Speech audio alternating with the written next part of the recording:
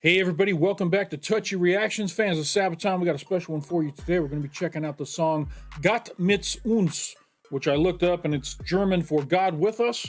So not sure what this song is about. I know when I looked up the Sabaton history, it said this is the 30 Years War, so I'm guessing that's the subject matter of the song.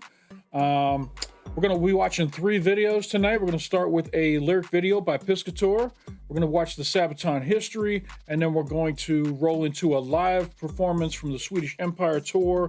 And the reason we're doing this song right now is because in 3 days, I'm going to be watching Sabaton live for the first time ever in Nashville, Tennessee. And based on their set list that I was able to find online, this and Dreadnought were the only 2 songs that I had not done reactions to. I just got done recording Dreadnought. Now I'm going to record this reaction to Gott Mit Uns, and I will be ready to go for the concert. So that's why we're doing this one today. You guys aren't going to see this until November, probably, because that's the next open slot that I have to slide this in. So, hey, everybody in November. How's it going? All right, let's go ahead and jump into this. Before we do, though, this was requested back in the day by Lionel Lyons. I finally got around to it. Sorry it took so long. Hadn't been winning on the polls on Patreon. So let's go ahead and jump into this first video. This is the lyric video by Piscator for the song Gott Mit Uns by Sabaton. Here we go.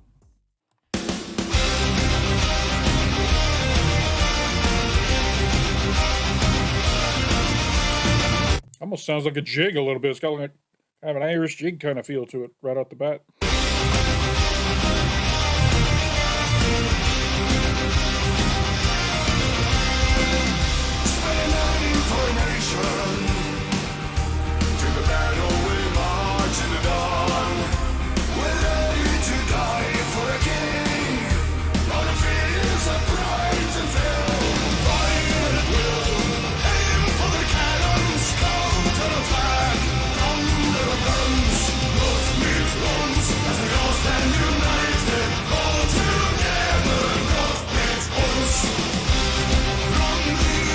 Huh, okay.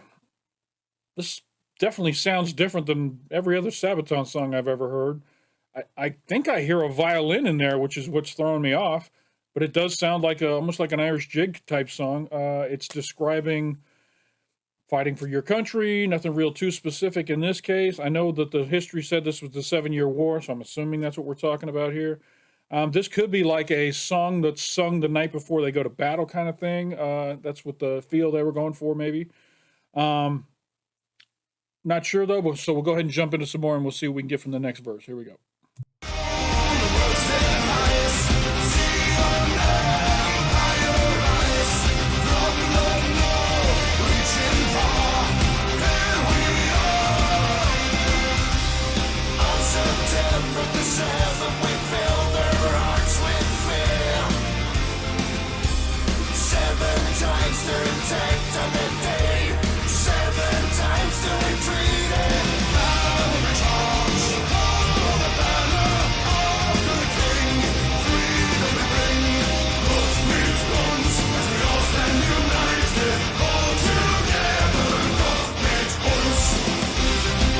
This could be talking about when, what was it, King Charles XII, I think it was, when he marched into battle with them and ended up getting killed. Gott mit uns, God's with us kind of thing. They all believed that God was protecting them and their leader as they went into battle, allowed them to have the proper focus and motivation in order to fight like they knew they were going to win kind of thing. So that could be what this is. Can't wait for the history to kind of tell us the story behind this.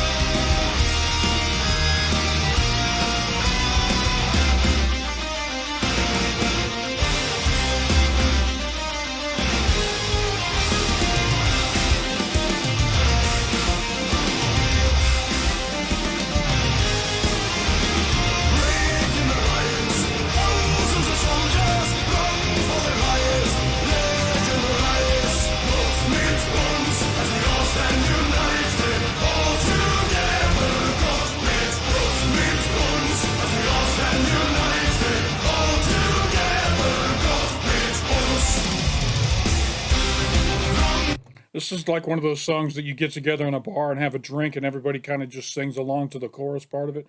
I got to learn this before the concert on Monday so I can sing along. I think they're performing it in Swedish when they tour the States here. So I may have to listen to the Swedish version and learn the Swedish chorus so I can sing along to it. I'll try. It's 3 days from now. I should be able to figure out at least the chorus.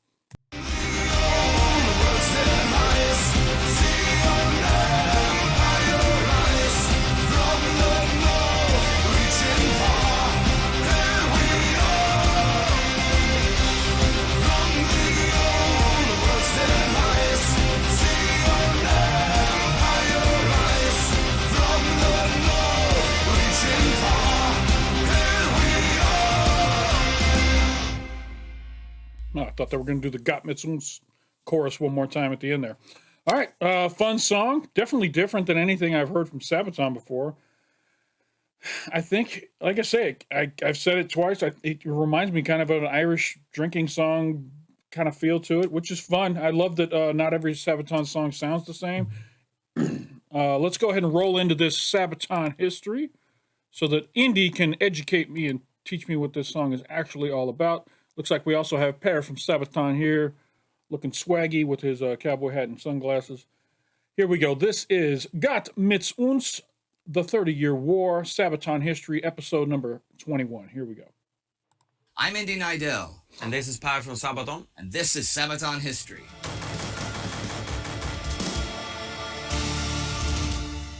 For most of its history, Sweden had not been really involved in the affairs of mainland Europe. But we sent an army to the south and become a great power.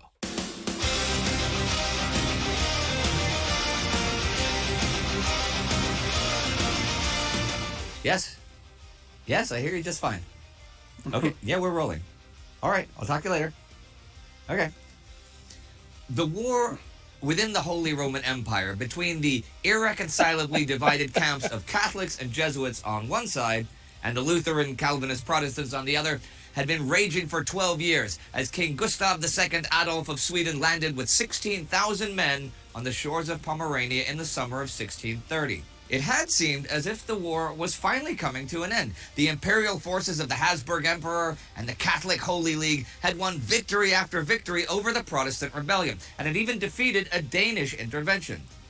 Gustav Adolf planned to succeed where the Danes had failed, choosing to intervene on the side of the Protestants and to prolong the war. Gustav Adolf, if I've learned, I think I might have learned he is the lion from the north.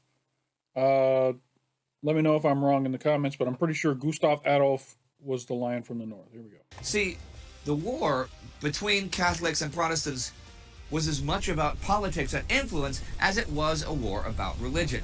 And the last thing the ambitious, up-and-coming Swedish Empire wanted was Catholic interference in their realm of influence.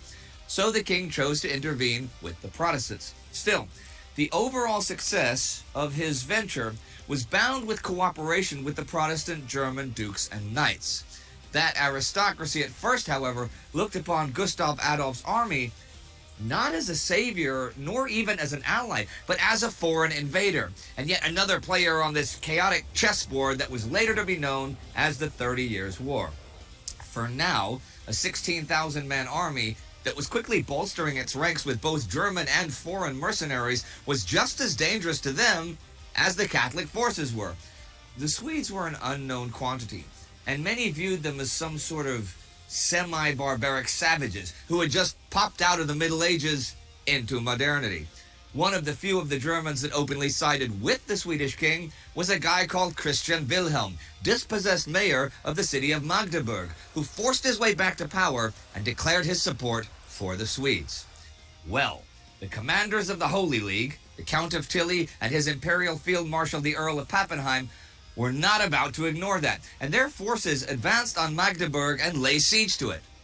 But as Magdeburg then waited for Swedish help, Gustav Adolf was not able to provide it because of the hesitation of the Protestant dukes and knights in Saxony and Brandenburg in joining him. So Magdeburg eventually fell on May 10th, 1631. And that city's fall was perhaps the most terrible event of the 30 Years' War, and certainly its worst civilian massacre. Rape, Pillaging and murder were the orders of the day, and over 20,000 inhabitants were put to the sword in a drunken rage. This brutal sacking was what finally pushed the northern Protestant duchies into the King of Sweden's camp.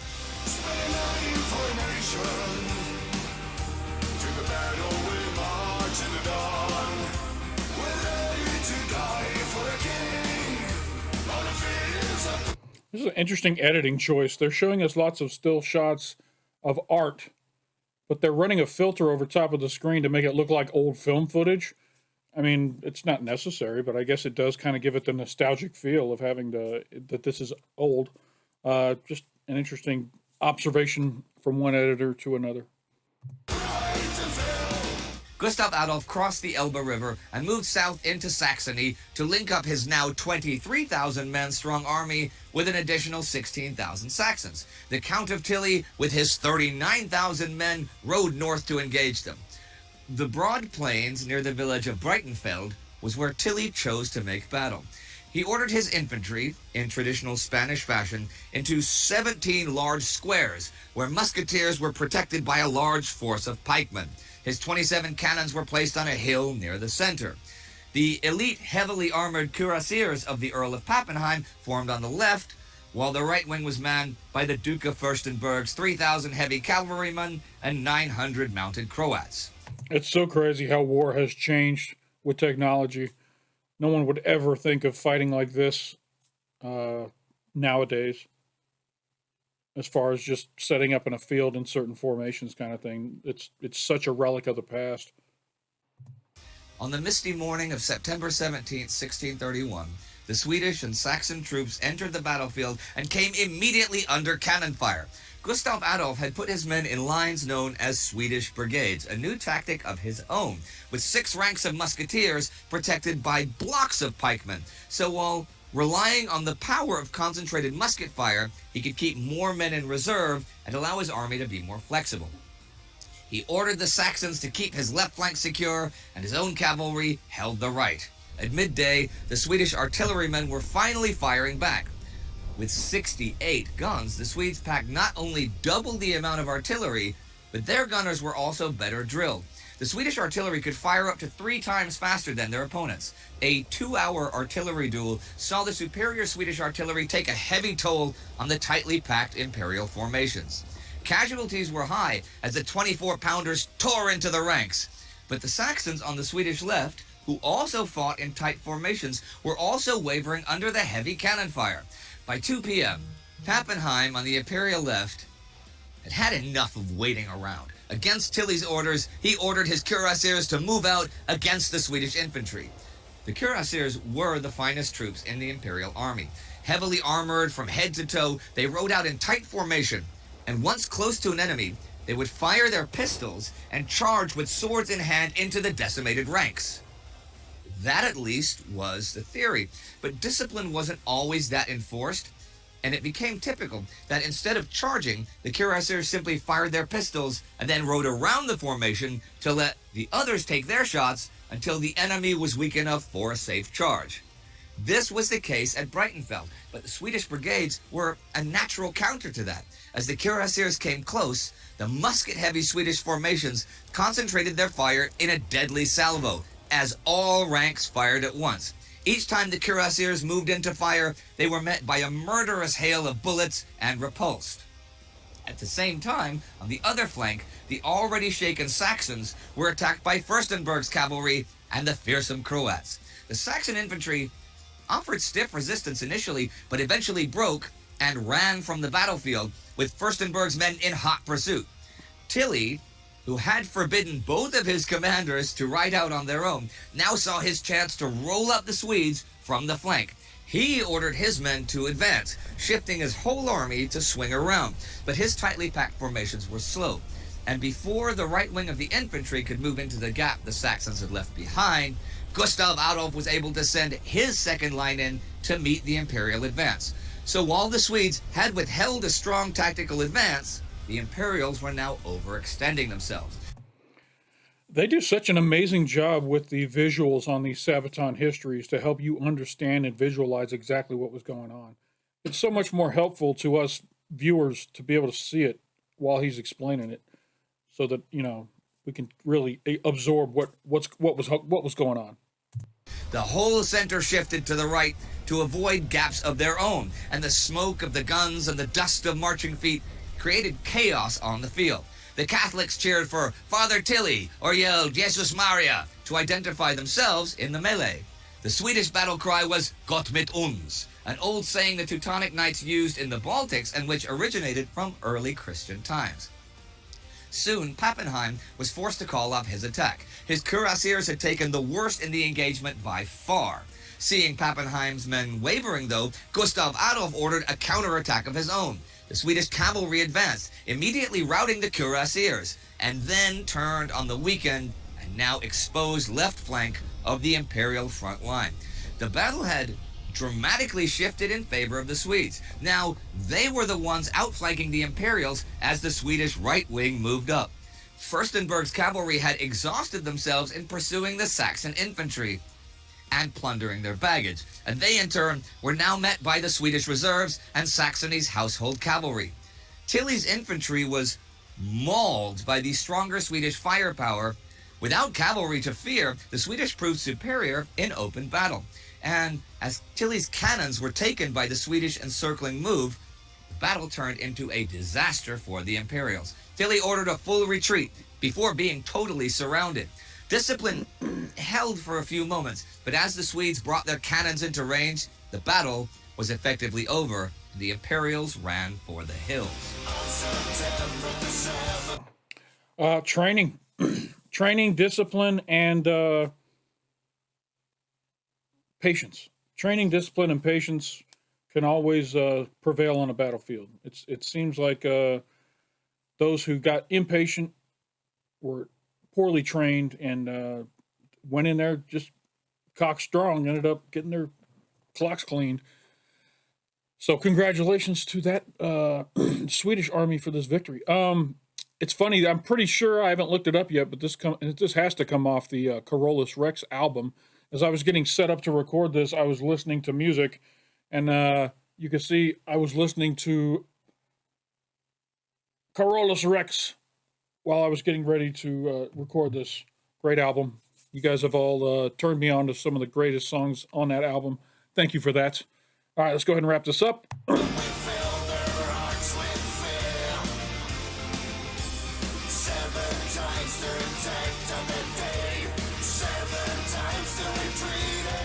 Gustav Adolf had lost around 2,000 of his men. Whose voices are singing right here?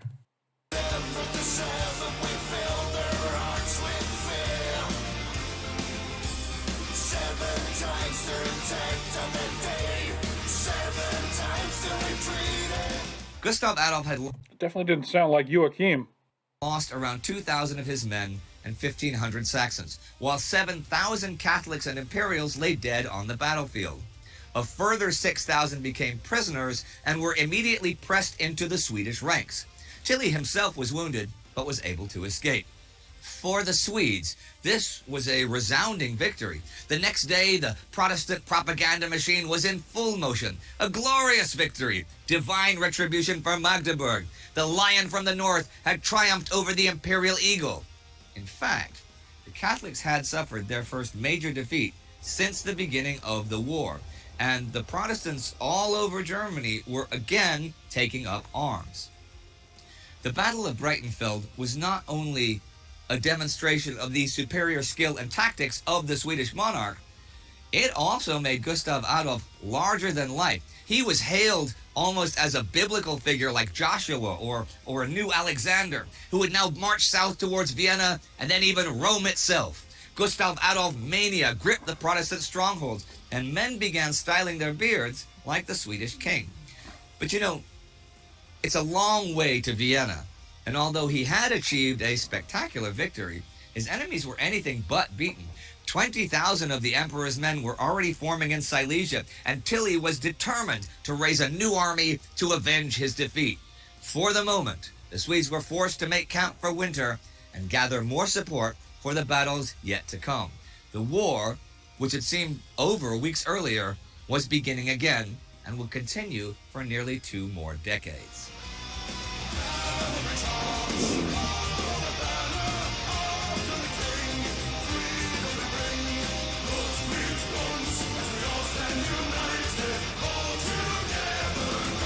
Mit Uns.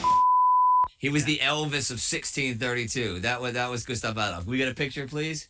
Look at that. Look at that. Look at that. So everybody start doing their beard like that again. Okay, Gott Mit Uns, I mean, you know, this was obviously a major turning point in Swedish history. Now, the song itself, how do you see it musically? The music for this one, it sounds very much like some melodies are traditional Swedish folk music. Yeah. And that was the whole idea, you know, when we were doing the Carolus Rex album. We took a lot of impressions and ideas from Swedish folk music. Really? And normally we write always the music and we don't care about the topic, and we add the topic as a secondary layer onto the music. But we knew that we were working on Carolus Rex, and we felt as well when the song was recorded, like, oh my God, it's a very, very funny song. It's a very uplifting song. It should be a crowd favorite. It's something that we really want to perform live. Everybody in the band was always excited about playing it, and still today. And funny enough, I mean, during the recording for it, there are some vocal lines that is being sung not by Joachim, but it's supposed to be sung by band members. But at this time, the band members didn't show up this day. Funny enough. During You'd think they were very responsible, being musicians. And in the morning, instead, the producer of this album, Peter Techtgren, decided to do the vocal lines himself. Oh, wow. Okay, everybody's. So I was right that there was someone weird on the album. Man, I got a good ear. And he was doing that really well, and and we also performed live with him a couple of times, where he came onto the stage and performing his parts. Wow. If he's not there, it's usually sung that like one of the verses is sung by one guitar player. And holy shit! I hope that's the live we're doing, because that crowd looks amazing. The other one, and then we all fill in. And there has been parts sometimes when we have performed this song even without Joachim on the stage. And he gets his bathroom break. He gets a bathroom break or whatever he wants to do during that time. He probably drinks a beer, because it also, you know, we changed the lyrics a little bit around to funny, because in Germany when we play, some people always shout, instead of Sabaton, Sabaton, they shout noch ein Bier, noch ein Bier. And so wait, can we insert a chant of that?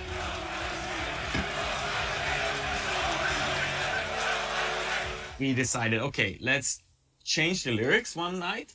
As we all drink together, drink forever, noch ein Bier. Now, have you played it recently in any of your shows here? It's been a while since we performed the song, but I'm sure that we bring it back every now and then. It's a great song for us. They're singing it right now as they come through the States. They're singing the Swedish version. Like I say, it's a party song. It's exactly what he just said. It's a great crowd get-along song. I just hope we Americans don't let you guys down by not knowing how to sing along to Gott Mit Uns. So I take it as a responsibility of myself to be ready when these guys sing this, to be able to do my part as a crowd member. I hope the rest of them, by the time this airs, it will have already happened. So maybe I'll edit in some Gott Mit Uns from the concert I went to right here, so that you guys can see how it went. Man, I hope it goes well. I don't want to embarrass America by not being able to represent this crowd.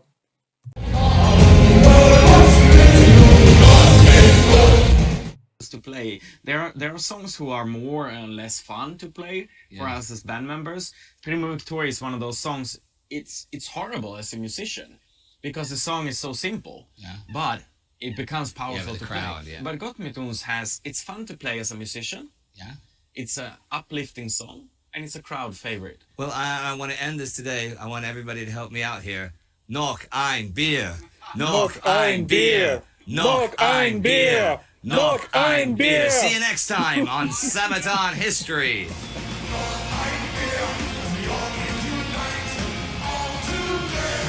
Noch ein Bier. That's it for this week's of Sabaton History Channel. Remember, if you're a patron, you can get the Sabaton albums in a very nice edition featuring Indy Nidell talking about the history behind the songs. So check that out.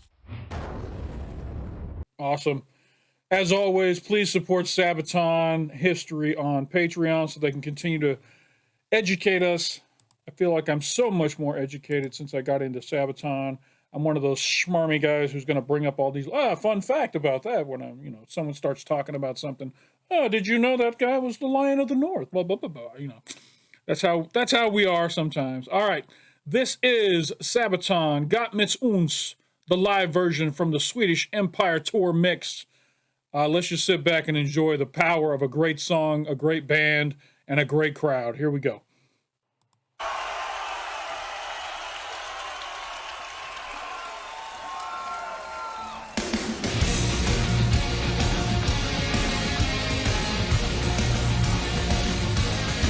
This is going to be a mashup of multiple crowds, so that's going to be cool. We get to see a little bit of different venues. Cool.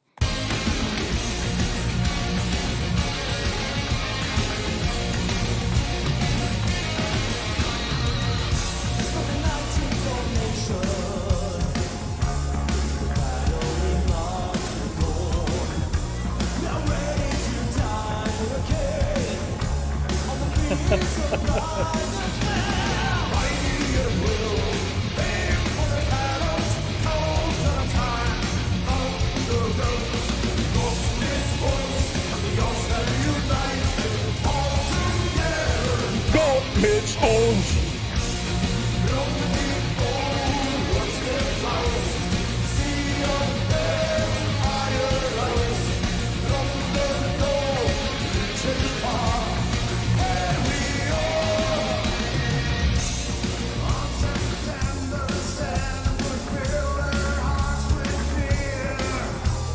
Oh, told better England. I thought that was going to be Tommy over there. This must be an older performance. 7 times they attacked on the day. 7 times they retreated. Battle and charge, roll of the battle, arms to the king, free to the brave. Gott Mit Uns, as we all stand united. All together, Gott Mit Uns. From the old rusted fights, see your empire rise. From the north, reaching far, and we all.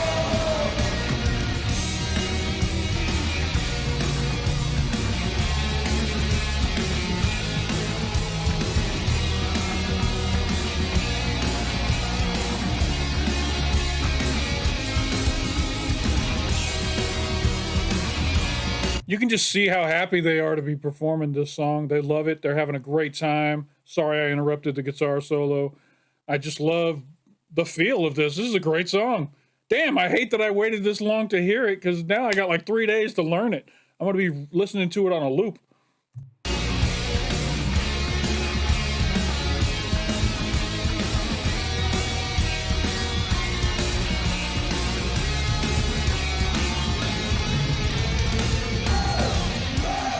Hey!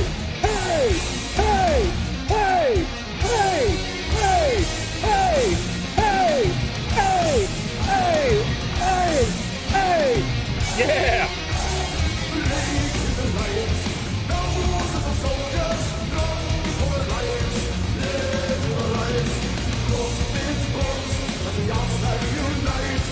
All together, Gott Mit Uns. All together, Gott Mit Uns. Woo!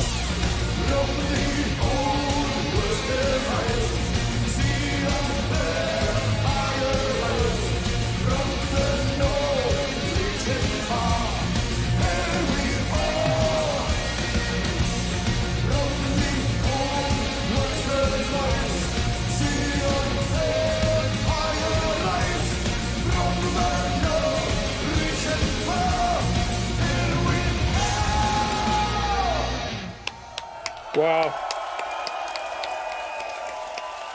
All right, so I was wrong about the different venues. This is the one venue they did all this from. Great spot. This looks like an underground like warehouse or something. It's very cool. The crowd did an amazing job. Sabaton's energy was amazing. Love this live. I still got 30 seconds left in this, so I'm just going to hit play. I might have to edit all that out if it's just unneeded. Here we go. All right, well, that was just intro to the next song off the, I guess, DVD or whatever that was. So, oh, man, this was great. I really enjoyed this. Gott Mit Uns is now going to be absolutely in my top 10 Sabaton songs. I'm shocked that it took me this long to discover it. It's such a fun song. And I can just see me cooking dinner with Gott Mit Uns playing in the kitchen while I'm, mixing herbs and spices and Gott Mit Uns. I've got to listen to the Swedish version and see how that chorus goes so I can learn it by Monday, but I'm definitely going to do that.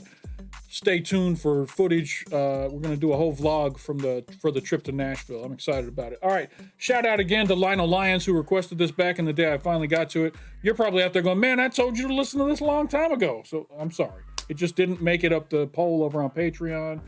It is what it is. I hope you guys enjoyed this reaction. If you did, hit that like button down below. It doesn't cost you anything. Makes me feel good when people like my videos. If you're not already subscribed to the channel, there's a big red button down below. Click on that. It'll turn gray. Let you know you've subscribed. And if you hit that bell off to the side, it'll let you know anytime I drop some new content over here at Touchy Reactions.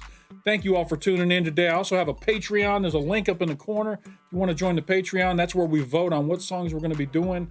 So if you want to decide what content gets played over here at Touchy Reactions, come on over and join the Patreon. I'm normally 30 days ahead, so you'll get 30 videos the day you join up. And just want to thank everybody for tuning in. I appreciate you stopping by, and don't forget to come on back.